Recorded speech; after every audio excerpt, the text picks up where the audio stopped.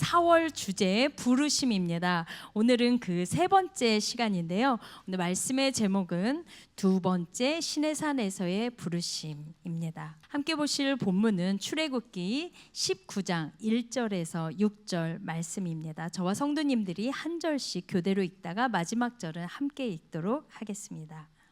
이스라엘 자손이 애굽 땅을 떠난 지 3개월이 되던 날 그들이 시내 광야에 이르니라. 그들이 르비딤을 떠나 시내 광야에 이르니 그 광야에 장막을 치되 이스라엘이 거기 산 앞에 장막을 치니라.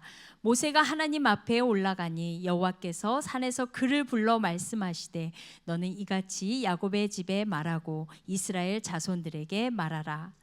내가 애굽 사람에게 어떻게 행하였음과 내가 어떻게 독수리 날개로 너희를 업어 내게로 인도하였음을 너희가 보았느니라. 세계가 다 내게 속하였나니 너희가 내 말을 잘 듣고 내 언약을 지키면 너희는 모든 민족 중에서 내 소유가 되겠고 너희가 내게 대하여 제사장 나라가 되며 거룩한 백성이 되리라. 너는 이 말을 이스라엘 자손에게 전할지니라. 아멘. 매주마다 최선을 다해서 예배를 섬기는 이하론 목사입니다. 조은영 목사님께서 말씀해 주셔서 저도 좀 생각이 났습니다. 제가 새로운 교회 이제 5년째 섬기는데 처음에 오자마자 이제 특세부터 시작해서 수요 예배 찬양 인도를 하라고 해서 여기 못 모르고 창고로 보내서 왔는데 정말 뜨거운 현장에서 함께 예배할 수 있어서 그때부터 지금까지 정말 행복하고 정말 은혜로운 수요 예배, 우리 오시는 성도님들과 함께 예배할 수 있음이 너무나도 큰 은혜이고 제 안에는 기쁨과 감사의 제목이었던 것 같습니다. 다시 한번 생각나게 해주셔서 조은영 목사님 감사드리고요. 네, 오늘 제가 기도하고 또 말씀 나누도록 하겠습니다. 사랑하는 주님, 이 시간 겸손히 주님의 말씀 앞에 엎드립니다. 말씀의 은혜로서 예비하신 말씀의 은혜로 우리 심령 가득하게 임재하여 주시고 주님의 영광만 온전히 드러날 수 있도록 주님 역사하여 주시옵소서. 그렇게 행하실 주님의 이름을 찬양하며 예수님의 이름으로 기도드렸습니다. 아멘. 오늘 우리가 읽은 이 본문 말씀은요, 이스라엘의 전체 역사에 있어서 가장 중요한 한순간을 기록하고 있습니다. 특히 마지막 이제 5절, 6절에 기록된 이 시내산 언약은요, 성경에 있는 모든 언약들의 기초가 되는데요. 이스라엘 백성들은 이 시내산 언약을 통해서 하나님의 부름받은 택함받은 언약 백성으로 확정하게 됩니다. 이 말은요, 출애굽했다고 해서 끝난 것이 아니라 그 이후에 또 다른 부르심이 있다라는 것을 우리에게 가르쳐 주는 것입니다. 그 부르심이 어디에서 이루어지고 있습니까? 바로 시내산입니다. 이 시내산은요, 영적으로 매우 중요한 곳입니다. 그래서 오늘은요, 이 시내산의 부르심 속에 담겨 있는 이 말씀을 통하여서 우리를 언약 백성 삼으신 그 하나님의 부르심의 은혜를 함께 묵상해 보고자 합니다. 우리 먼저 본문 1절에서 2절 말씀을 다시 한번 읽겠습니다. 시작. 이스라엘 자손이 애굽 땅을 떠난 지 3개월이 되던 날 그들이 시내 광야에 이르니라. 그들이 르비딤을 떠나 시내 광야에 이르러 그 광야에 장막을 치되 이스라엘이 거기 산 앞에 장막을 치니라.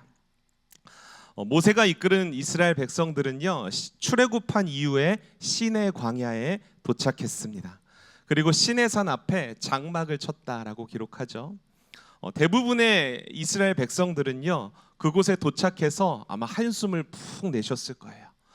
장막을 칠 수 있다라는 사실만으로도 안도의 한숨을 내쉬었을 것입니다. 왜냐하면요, 바로 이 시내 광야, 시내산 앞에 장막을 치기 바로 직전에 어디에 있었다고 기록합니까? 르비딤에 있었다고 하죠. 그곳에서는 아말렉과의 전쟁이 있었어요. 그 전쟁의 수많은 그 피 튀기는 싸움 속에서 이제 탈진하다시피 많이 지쳐 있는 상황 가운데 이 시내산에 도착하였다라는 것은요, 회복할 수 있는 안식처처럼 느껴졌을 거예요. 그러나 이스라엘 백성들과는 전혀 다른 눈으로 이 시내산을 바라보는 한 사람이 있었습니다. 누구일까요? 모세입니다. 시내산을 바라보는 모세의 심정은요, 두근거렸고 떨렸을 것입니다. 왜냐하면 이 시내산은요, 하나님께서 모세를 부르셨던 곳이기 때문입니다. 출애굽기 3장을 보면요, 80세가 된 모세를 하나님께서 신의 광야로 인도하시는 장면이 나옵니다. 그리고 하나님의 산 호렙으로 이끄셨죠. 그 호렙산이 오늘 본문의 이 신의 산과 같은 곳이에요. 모세는 그 호렙산에서 불타는 떨기나무 가운데 임재하시는 그 하나님의 부르신 앞에 신을 벗고 서게 됩니다. 하나님은 그런 모세를 애굽으로 보내어서 고통 가운데 있는 나의 백성을 구원하실 거라고 말씀하셨어요. 그때 모세의 반응은 어땠을까요? 주님, 제가 가겠습니다. 저를 당장 보내주세요. 이렇게 반응했을까요? 우리 출애굽기 3장 11절을 함께 읽겠습니다. 모세가 하나님께 아뢰되 내가 누구이기에 바로에게 가며 이스라엘 자손을 애굽에서 인도하여 내리까. 내가 누구이기에, 이 말은요 이런 뜻이에요. 하나님, 제가 누구인지 아십니까? 저는 아무런 힘도 능력도 없는 사람입니다. 저같이 부족하고 능력 없는 사람이 애굽에 간들 뭘 할 수 있겠습니까? 모세는요 스스로를 너무나도 잘 알고 있었어요.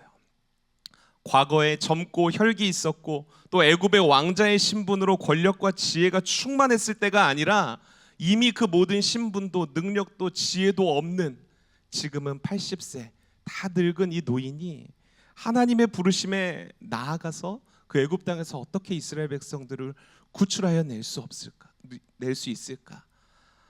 그 부르심을 감당할 수 없을 거라는 계산이 섰던 것입니다.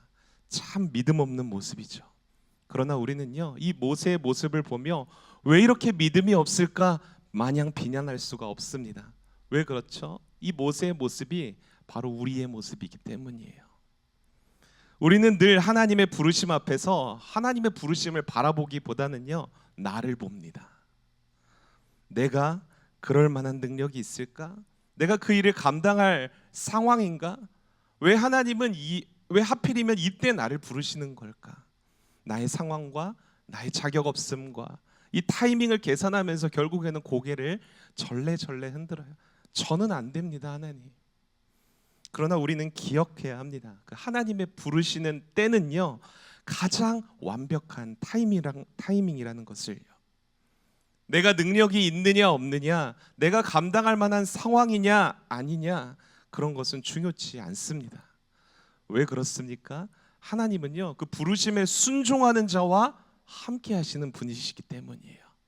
그냥 단지 함께만 하십니까? 감당할 만한 능력과 지혜와 상황까지도 열어주시는 분이시기 때문입니다. 그래서 모세의 믿음 없는 반응에 이렇게 말씀하시는 거예요. 우리 다음 절인 출애굽기 3장 12절을 함께 읽겠습니다. 하나님이 이르시되 내가 반드시 너와 함께 있으리라. 내가 그 백성을 애굽에서 인도하여 낸 후에 너희가 이 산에서 하나님을 섬기리니 이것이 내가 너를 보낸 증거니라. 하나님이 반드시 모세와 함께 하겠다고 말씀하십니다. 모세의 능력으로 하는 구원이 아니라 하나님의 능력으로 이루시는 구원임을 다시 한번 알려주시는 것입니다. 그리고 그 이스라엘을 출애굽하여서 이 신의 산에서 다시 한번 하나님을 예배할 수 있도록 인도하시겠다라고 말씀하세요. 그로써 하나님의 부르심의 증거가 될 거라고 또 말씀하십니다. 모세는요 이 부르심에 순종하여서 애굽으로 나아갈 수 있게 된 거죠. 그리고 이스라엘 백성들을 출애굽하여서 수많은 역경이 있었지만 다시 한번 이 두 번째로 시내산 앞에 서기까지 그는요 단 한 번도 이 함께 하시겠다라는 약속을 잊어본 적이 없었을 것입니다. 출애굽한 이후에 펼쳐진 눈에 보이는 상황은요 광야의 척박한 현실이었죠. 생존하기에도 벅찬 치열한 전쟁의 순간이었지만 모세에게는 이 하나님의 약속이 있었기 때문에 다시 시내산에 설 수가 있었던 것입니다. 그래서 우리가 성경을 읽을 때 쉽게 스쳐 지나가듯이 읽었던 오늘 이 본문 1절과 2절은요 모세에게 있어서만큼은 하나님의 약속이 완성되는 증거의 현장이 되는 것입니다. 그래서 모세는요 아마 감격의 눈물과 벅찬 마음으로 그 시내산을 바라보고 있었을 거예요. 이처럼 하나님은요 우리를 두 번에 걸쳐 시내산에 서게 하십니다. 장소는 같지만 그 앞에 서 있는 우리는 다릅니다. 첫 번째 시내산에서의 모세와 두 번째 시내산에서의 모세가 달랐던 것처럼요. 무엇이 달라졌을까요? 인내입니다. 인내. 첫 번째 시내산에서 부르심에 서 있는 것은요, 누구나 할 수 있어요. 믿음이 적어도 할 수 있습니다. 확신이 없어도 할 수 있어요. 그러나 두 번째 시내산에 서기 위해서는요, 인내의 열매가 있어야 합니다. 세계 최강 국가인 애굽의 바로왕 앞에서 담대하게 나아갈 수 있어요. 용기만 있으면요. 그러나 바로가 강팍할 때 우리의 담대함은 무너져 내립니다. 가까스로 출애굽에 성공한다가 할지라도요, 눈앞에 또다시 뭐가 가로막습니까? 홍해 바다가 가로막고 있어요. 뒤에는 애굽의 중무장한 병거들이 뒤쫓습니다. 하나님이 함께 하신다는 확신이 또다시 무너져 내립니다. 그러나 홍해가 갈라지고 애굽 군대들을 수장시키시는 하나님의 역사를 보면서 이제는 정말 하나님이 우리를 구원하셨다고, 하나님의 뜻이었다고 춤추며 찬양합니다. 하지만 홍해를 건넌 현실은 어떻습니까? 광야가 펼쳐지죠. 목마름과 굶주림, 그 속에서 다시 애굽으로 돌려보내달라는 그 백성들의 원망 섞인 외침 앞에서요, 모세는 또다시 무너질 수밖에 없었을 거예요. 하나님의 부르심으로 시작한 일이었지만 그 모든 과정 가운데 있는 무너짐의 순간들 앞에서 모세는 인내하고 또 인내할 수밖에 없었습니다. 바로 그때 모세가 유일하게 붙잡을 수 있는 것이 무엇이었습니까? 첫 번째 시내산의 약속. 그 하나님의 약속을 다시 한번 바라보고 다시 한번 의지하고 신뢰하는 일뿐이었습니다. 저는 아마도 이 모세가요, 그 광야에 이스라엘 백성들을 인도할 때 가슴 깊숙한 곳에 이 출애굽기 3장 12절 말씀을 메모해서 갖고 다녔을 것 같아요. 그리고 그 모든 무너짐의 순간에 이 말씀을 꺼내 보면서 읽으면서 묵상하면서 그 시내산에 섰을 때 첫 그 사랑을 다시 한번 기억하면서 일어서고 또다시 일어서고 그렇게 인내할 수 있었을 것입니다. 그리고 마침내 이 두 번째 시내산에 섰을 때 그의 마음 가운데는요, 정말 형용할 수 없는 감격과 은혜가 있었을 것입니다. 정말 하나님이 나와 함께 하셨구나. 정말 약속에 신실하신 하나님께서 나와 함께 하셨고 약속의 말씀대로 성취하시고 우리를 인도하셨구나. 사랑하는 성도 여러분, 하나님의 부르심에 순종하며 나아가는 과정에서 우리의 믿음이요, 연약해질 수 있습니다. 나름대로 확신하며 나아간 발걸음이었는데 순간순간 장애물을 만날 때마다 우리의 마음은 무너져 내립니다. 불신의 싹이 솟아나고요, 하나님이 기도 응답으로 한 일인 줄 알았는데 왜 또다시 이런 장애물을 만나는 거지? 하나님의 인도하심이 아니었나? 불신이 막 생깁니다. 그럼에도 불구하고 우리의 시선은요, 어디에 머물러야 합니까? 상황이 아닙니다. 하나님의 신실한 약속, 그 부르심에 머물러 있어야 합니다. 마음이 무너질 때마다, 믿음이 연약하려 할 때마다 첫 번째 시내산에서의 부르심을 기억해야 합니다. 그리고 인내해야 해요. 언제까지 인내해야 합니까? 두 번째 시내산에 서는 그날까지요. 모세가 그랬듯이 하나님은 우리를요, 반드시 두 번째 시내산 앞에 서게 하십니다. 지금까지의 모든 인내의 시간들이 헛되지 않았다고, 우리의 걸음걸음 속에 늘 하나님 그분께서 함께 하셨다고 확인시켜 주시는 때가 반드시 찾아온다라는 거예요. 그렇게 우리는요, 눈앞의 상황과 무너짐의 순간들, 그 장애물에 시선을 두지 않고 부르심의 약속에 시선을 두고 묵묵하게 인내하며 앞으로 나아가야 하는 것입니다. 그럴 때 어느 순간 하나님이 우리를 두 번째 시내산에 서게 하실 거예요. 그날에 우리의 걸음이 지금까지의 모든 애씀과 노력과 눈물의 기도가 옳았다고 인정해 주시며 그 하나님을 기쁨과 감격으로 예배하게 하실 것입니다. 그때의 인내의 열매는요, 우리의 신앙이 되는 거예요. 우리 안에 성숙한 인격으로 완성되게 되는 거예요. 여러분, 모세가 성경에서 온유한 자로 등장하잖아요. 처음부터 온유했습니까? 아니에요. 애굽에 있을 때 동족을 막 채찍질하는 그 애굽 사람을 화를 못 이겨서 쳐 죽이고 도망쳤잖아요. 두 번째 시내산에 오는 그 과정 가운데 조금씩 변화시켜 가신 거예요, 하나님께서.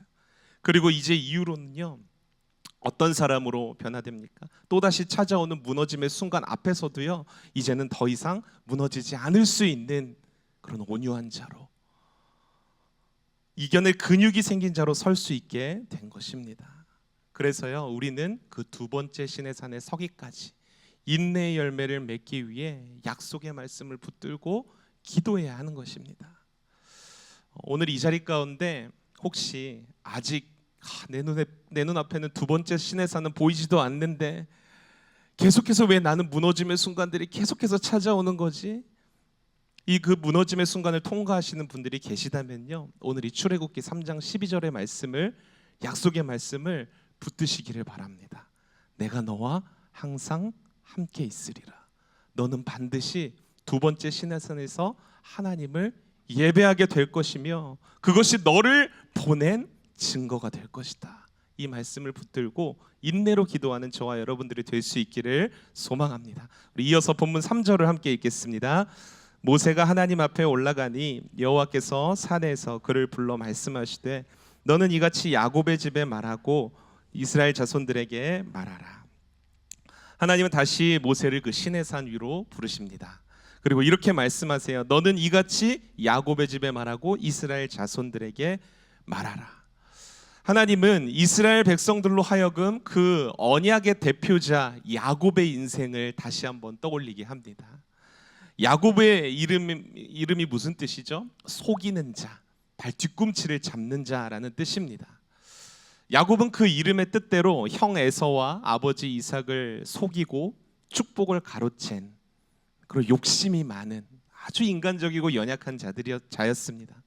그러나 하나님께서는 그러한 야곱의 연약함에도 불구하고 그와 언약을 맺으셨어요. 야복강 나루터에서 그 하나님의 사자와 씨름을 하다가 하나님의 사자가 허벅지 관절을 치시죠. 그러면서 그에게 복을 주시고 이스라엘이라는 이름을 주셨습니다. 이스라엘이라는 이름은요, 하나님과 겨루어 이겼다라는 뜻입니다. 어떻게 사람이 하나님을 이길 수가 있겠습니까? 이 말은요, 하나님께서 그 속이는 자였던 야곱을 들어서 이제는 이기는 자로 세우시겠다라는 뜻인 거예요.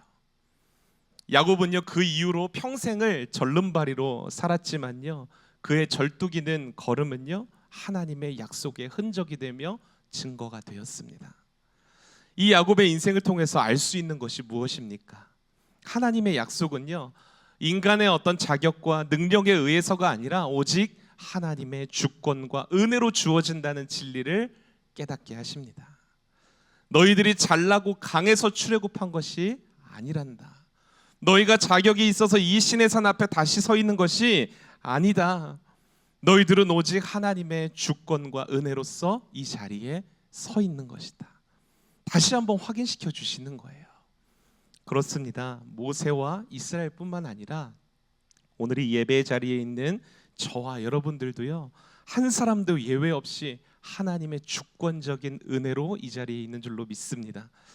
우리는요, 야곱처럼 연약하고 욕심 많고 이기적이지만요, 하나님께서는 그런 우리의 연약함을 보지 않으시고 오직 주님의 주권과 은혜로 우리 한 사람 한 사람을 주의 자녀로 부르셨습니다. 그리고 약속의 말씀을 주셨습니다. 그래서 야곱 같은 우리를요, 이스라엘, 하나님의 손에 붙들려 승리하는 자로 세워 가십니다.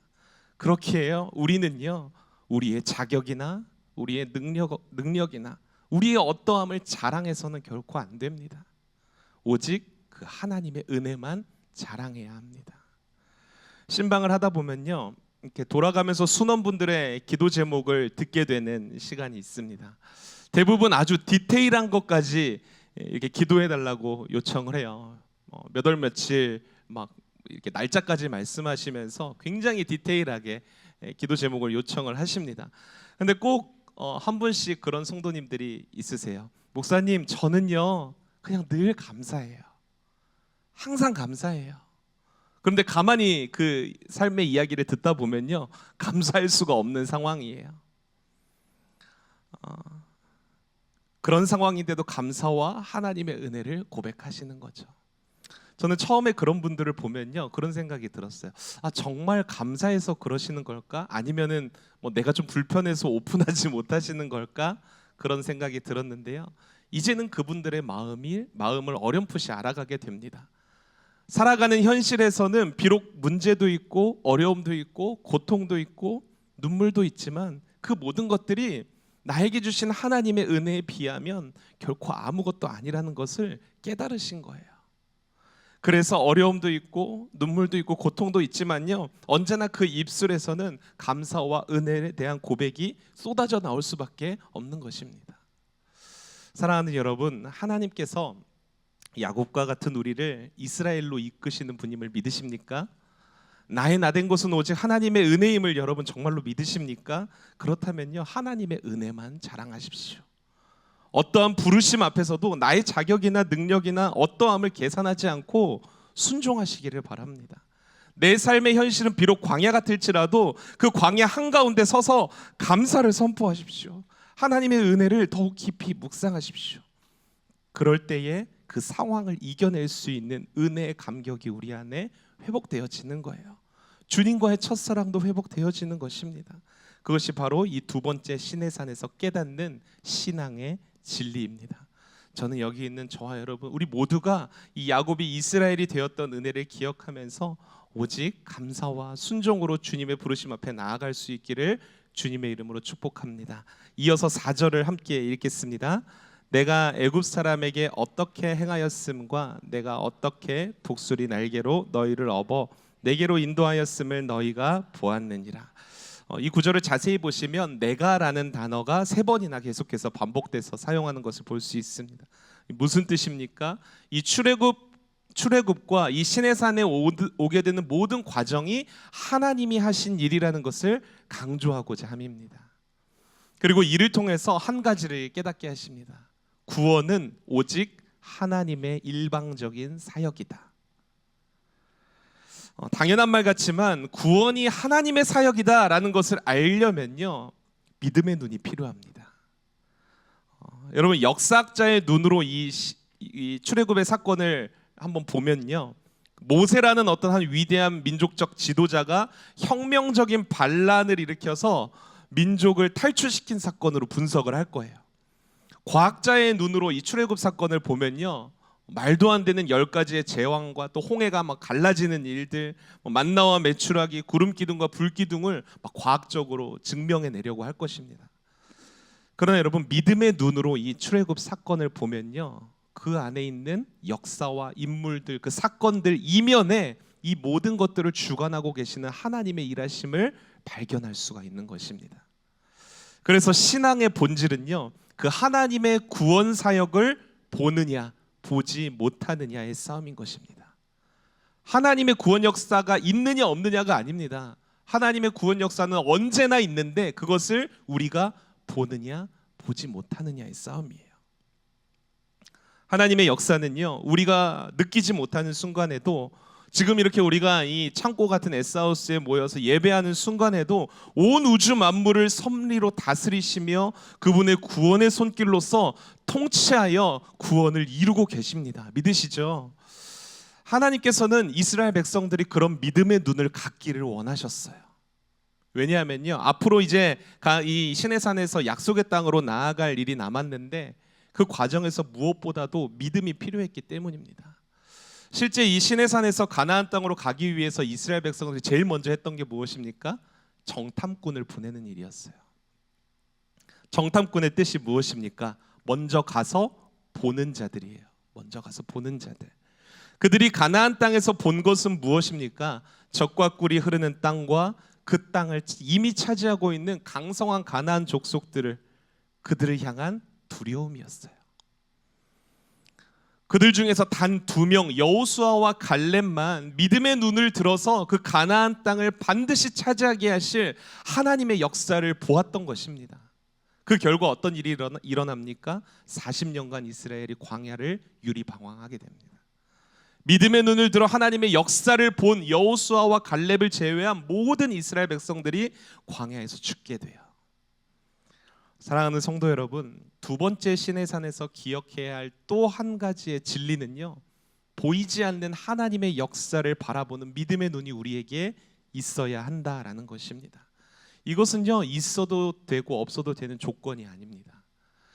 광야 같은 우리의 삶 속에서 약속의 땅으로 나아가기 위해서 반드시 있어야 하는 필수적인 요소입니다. 이 진리는 오늘날 우리에게도 동일하게 적용돼요. 가정에서, 또 직장에서, 우리가 만나는 모든 사람들의 관계 안에서 우리는 무엇을 볼 줄 알아야 합니까? 하나님의 역사입니다. 지금도 나를 구원의 손길로 인도하고 계시는 하나님의 역사를 바라보아야 합니다. 가정에 막 문제가 생기고 어려움이 생길 때요, 그 문제를 통해서 하나님이 지금 어떻게 일하고 계신지를 바라보아야 돼요. 어떤 사람과의 관계가 얽히고 그 관계가 깨지셨다면요, 그 관계 안에서도 하나님의 구원 역사가 어디로 흘러가고 있는지를 바라보아야 하는 것입니다. 근데 잘 보이지 않죠. 그래서 이 두 번째 시내 산에 선 모세에게도 하나님께서 하신 것이 있어요. 무엇입니까? 과거에 행하신 하나님의 역사를 다시 한번 기억하게 하시는 거예요. 우리의 지나온 세월들을 한번 돌아보십시오. 당시에는 알 수 없었지만 지나놓고 나면은 그것이 하나님의 역사였음을 깨닫게 됩니다. 내 원수 같은 그들에게 하나님께서 어떻게 행하셨는지, 하나님께서 나를 어떻게 그 독수리의 날개로 업어서 여기까지 인도하셨는지 보게 되는 것입니다. 그래서 여러분, 앞이 보이지 않을 때는요, 뒤를 돌아보는 거예요. 찬양에도 이런 가사가 있잖아요. 하나님 한 번도 나를 실망시킨 적 없으시고 언제나 공평과 은혜로 나를 지키셨네. 지나온 모든 세월들 돌아보아도 그 어느 것 하나 주의 손길 안 미친 것 전혀 없네. 오 신실하신 주, 내 너를 떠나지도 않으리라, 내 너를 버리지도 않으리라. 그 약속하셨던 주님이 그 약속을 지키사 이후로도 영원토록 나를 지키시리라 확신하네. 이 고백이 저와 여러분들의 고백이 될 수 있기를 소망합니다. 그러면요, 믿음의 눈을 들어 앞으로 행하실 일들을 우리가 소망하며 기대하게 되는 거예요. 현실은 여전히 광야인데 소망하며 기대가 되는 거예요. 안개가 가득하여서 갈 바를 알지 못하며 나아가는 걸음걸음이지만 우리가 믿음의 눈을 들어서 여호수아와 갈렙처럼 반드시 그 땅을 차지하게 하실 하나님의 신실하심을 고백하게 하실 것입니다. 여러분, 성경 전체를 보면 그렇게 하나님의 역사를 믿음의 눈을 들어 보는 자들을 통하여서 하나님은 이루셨다, 사용하셨다라는 것을 우리는 깨닫게 됩니다. 오늘 이 시간에 우리의 인생 속에서 행하신 하나님의 신실하신 역사를 한번 돌아보았으면 좋겠어요. 그리고 믿음의 눈을 들어서 여러분 선포하세요. 하나님께서 나를 통해 이제 이후로도 영원토록 나를 지키시고 일하실 것이라 확신합니다. 이것이 바로 두 번째 시내산에서 깨닫게 되는 또 다른 진리입니다. 이제 마지막으로 이 시내산 언약의 핵심이 담겨 있는 본문 5절과 6절을 살펴볼 텐데요. 우리 함께 5절과 6절 같이 읽겠습니다. 시작. 세계가 다 내게 속하였나니 너희가 내 말을 잘 듣고 내 언약을 지키면 너희는 모든 민족 중에서 내 소유가 되겠고 너희가 내게 대하여 제사장 나라가 되며 거룩한 백성이 되리라. 너는 이 말을 이스라엘 자손에게 전할지니라. 아멘. 시내산 언약은 총 세 가지의 선언으로 구성됩니다. 첫째는 무엇입니까? 하나님의 소유. 두 번째는 제사장 나라. 세 번째는 거룩한 백성. 맞죠? 네, 이것이 바로 두 번째 시내산에서의 부르심인 거예요. 먼저 하나님의 소유로의 부르심을 살펴보겠습니다. 이 소유라는 단어는요, 어떻게 보면 누군가의 종이나 어떤 소유물, 어떤 노예처럼 보여질 수 있는데 그렇지 않습니다. 원어적으로 보면요, 이 소유라는 단어는 가장 소중한 보물이라는 뜻입니다. 가장 소중한 보물. 이미 하나님께서는 모든 세상 만물과 생명을 창조하시고 주관하시고 섭리하시는 분이십니다. 그런데 그 중에서도요, 우리를, 저와 여러분들을 그분의 소유로, 가장 소중한 보물로 여기신다라는 거예요.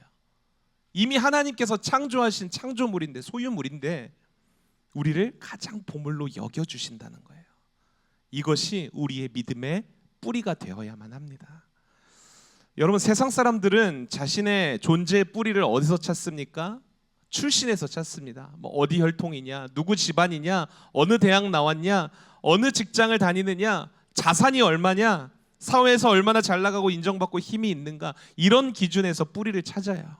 그러나 믿음의 사람들은 다릅니다. 하나님이 나를 가장 소중한 보물로 여기시는 여기에 뿌리를 두어야 합니다. 쉽게 말해 하나님의 부르심의 기준은요, 어떤 출신이나 자격이나 능력에 있는 것이 아니라 하나님이 택하셨는가, 하나님의 전적인 은혜로 나를 소유 삼아 주셨는가, 여기에 있다라는 사실입니다.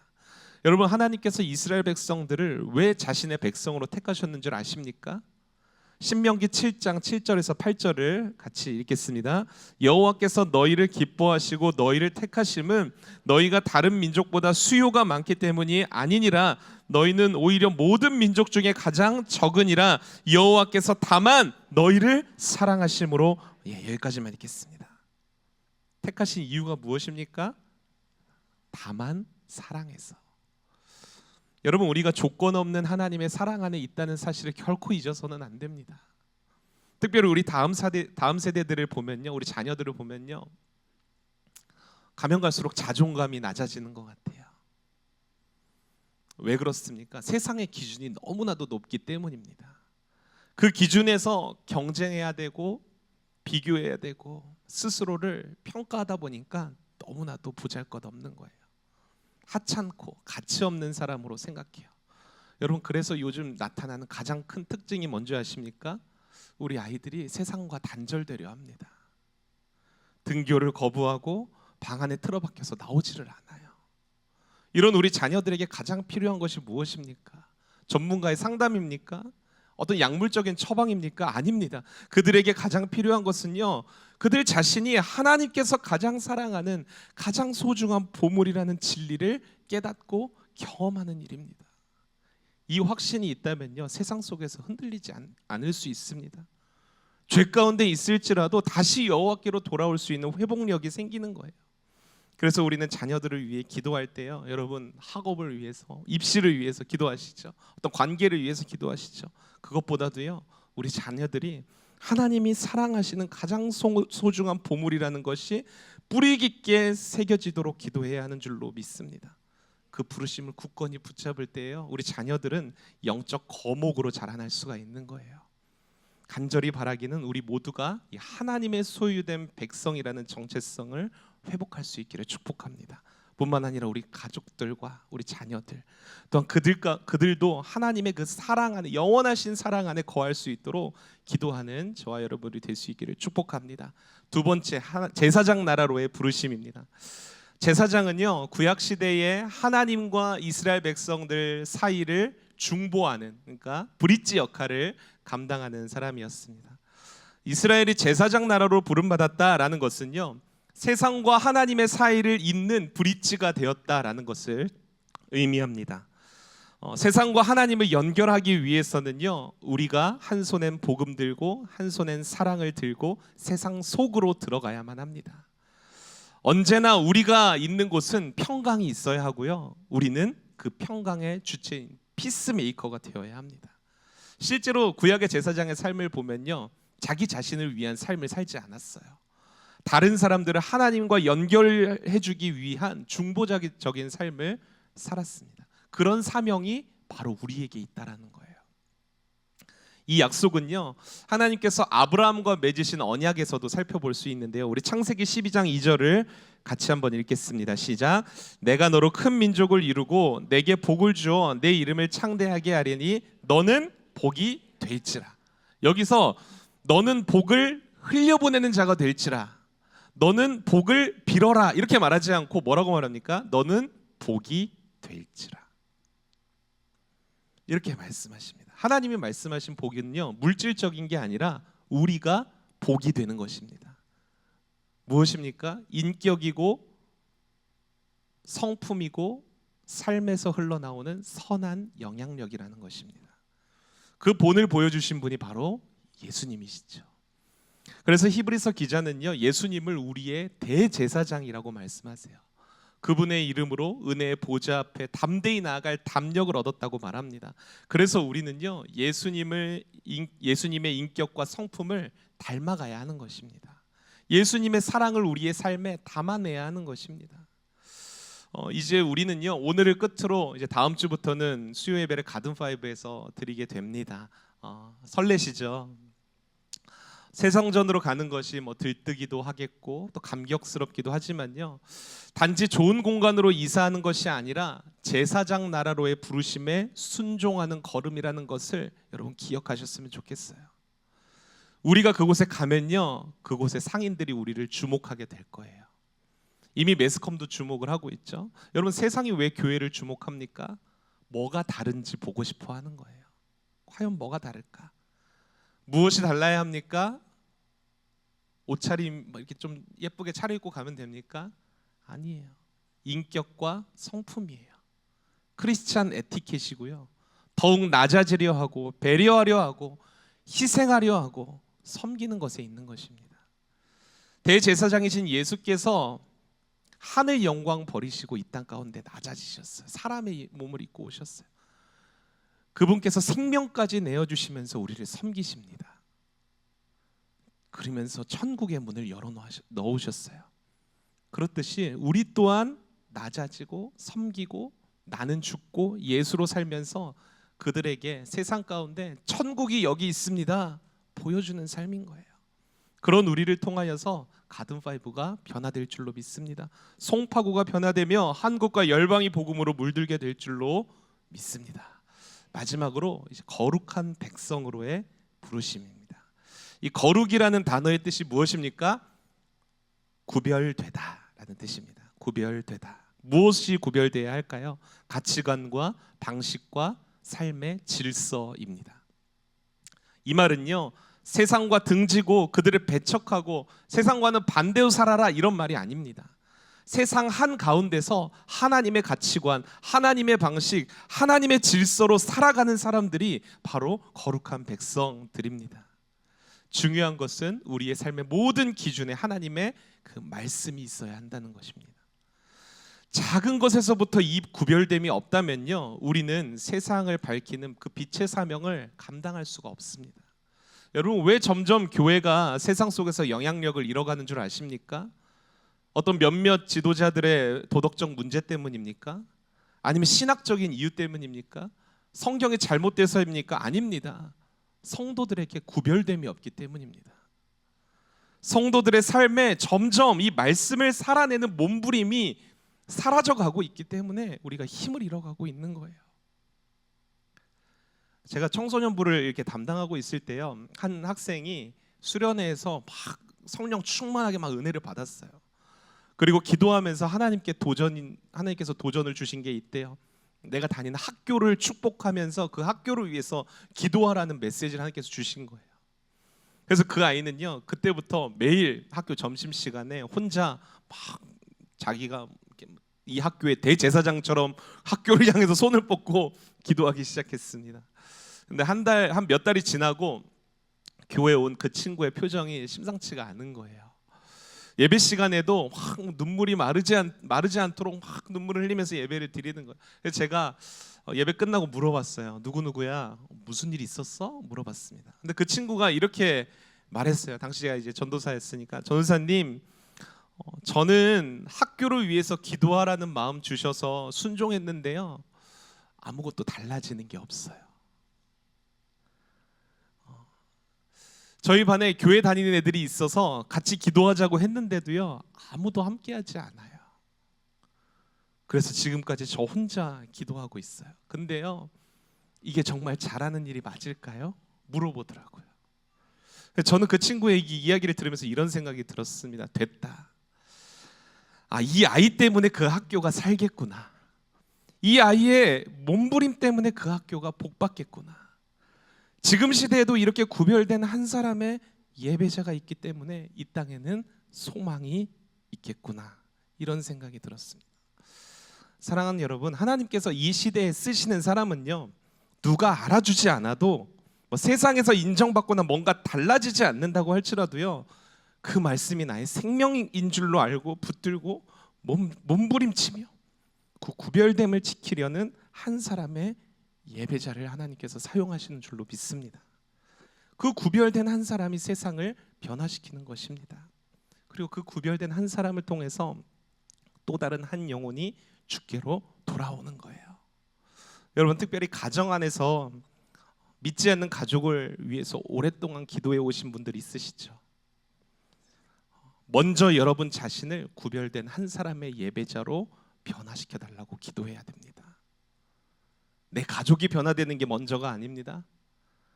내가 먼저 구별된, 말씀을 붙들고 몸부림치면서 살아내는 그 예배자로 주님 변화시켜 주시옵소서.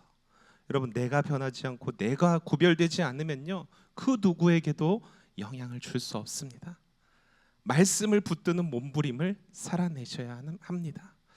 하나님께서는요, 이 시간에도요, 누가 알아주지 않아도 묵묵히 나를 부르신 그 곳에서 하나님의 가치관과 하나님의 방식과 하나님의 질서를 붙들고 순종하는 그 거룩한 백성의 자리로 우리를 초대하고 계세요. 그것은요, 인간의 의지로 되어지지 않습니다. 무엇으로 되어집니까? 주님을 더욱 사랑하는 데서부터 시작합니다. 왜냐하면 사랑하면 닮아가기 때문이에요. 닮아가면 그분의 거룩함을 담아낼 수 있기 때문이죠. 그래서 오늘 기도의 시간에 이렇게 여러분 기도하셨으면 좋겠어요. 하나님, 제가 주님을 더욱 사랑하길 원합니다. 그 사랑 안에 거하길 원합니다. 그 사랑을 닮아가고 담아낼 수 있는 거룩한 백성이 되게 하여 주시옵소서. 그리하여 거룩으로 세상을 비추는 주님의 사람이 되게 하여 주시옵소서. 이렇게 귀한 주님의 사람으로서 쓰임 받을 수 있는 저와 여러분들이 될 수 있기를 주님의 이름으로 축원합니다. 함께 기도하겠습니다. 사랑과 은혜가 풍성하신 하나님 아버지, 두 번째 시내산의 선 모세를 통하여서 그리고 시내산 언약을 통해 우리에게 새로운 도전과 은혜를 주심에 감사를 드립니다. 죄 많고 부족하고 연약한 우리를 먼저 사랑하셔서 하나님의 구원 역사에 동참하게 하신 하나님의 은혜 앞에 감사와 순종으로 나아가는 우리가 되기를 원합니다. 하나님의 소유이며 제사장과 거룩한 나라로 부르신 하나님의 부르심을 기억하며 세상 가운데 생명의 빛을 비추는 우리의 삶이 될 수 있도록 오늘 우리의 기도와 간구를 통하여서 역사하여 주시옵소서. 그렇게 행하실 주님 한 분만을 의지하오며 살아계신 예수 그리스도의 이름으로 기도드렸습니다. 아멘.